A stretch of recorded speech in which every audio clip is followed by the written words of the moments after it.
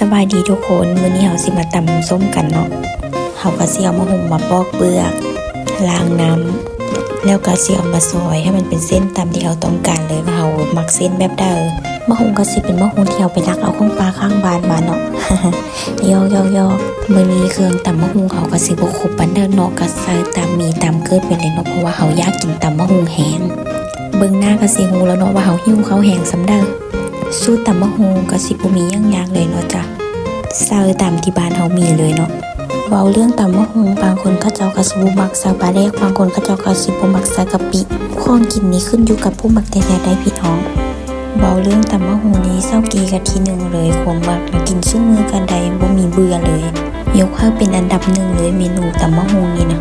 เชื่อว่าหลายๆคนก็สิมักคือกันแต่ตำมะฮุ่งนี่นะเพราะว่ามันเป็นเมนูง่ายๆเฮาก็ใส่มะเขือกระเทียม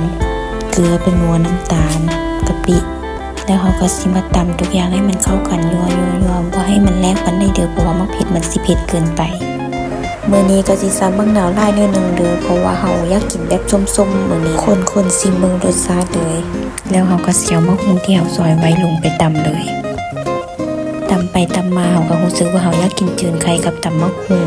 เฮาก็เลยว่าเอาหัวหอมบัวมาซอยเพื่อที่ว่าจะเอาไปใส่จืนไข่เนาะบ่ฮู้ว่าทุกคนมักคือกันบ่เวลาที่เฮาเอาหัวหอมบัวไปจืนใส่ไข่นำนะกินมันก็สิหอมเฮ็ดให้รสชาติมันแซ่บขึ้นตื่นเนาะหลังจากที่เฮาซอยแล้วเฮาก็สิเอาใส่ถ้วยแล้วเฮาก็สิเอาไข่ใส่2หน่วยเด้อเพราะว่ามื้อนี้เฮากินผู้เดียวเฮาก็สิจืนแต่2หน่วยสิปรุงรสชาติด้วยเกลือแล้วก็เป็นนัวน้อยนึงแล้วก็ตีให้ส่วนผสมมันเข้ากันจืนไข่ใส่ผักชีน้ำแห้งแซ่บมื้อนี้เสียดายเฮาบ่มีผักชีพี่น้อง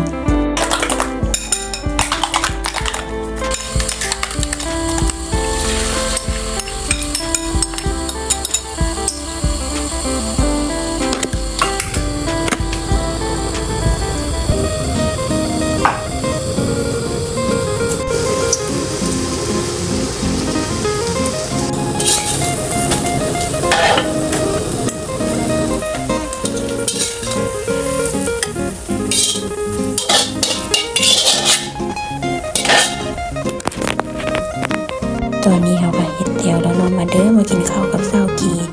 ขอตัวไปกินข้าวกันเด้อพี่น้องบ๊ายบาย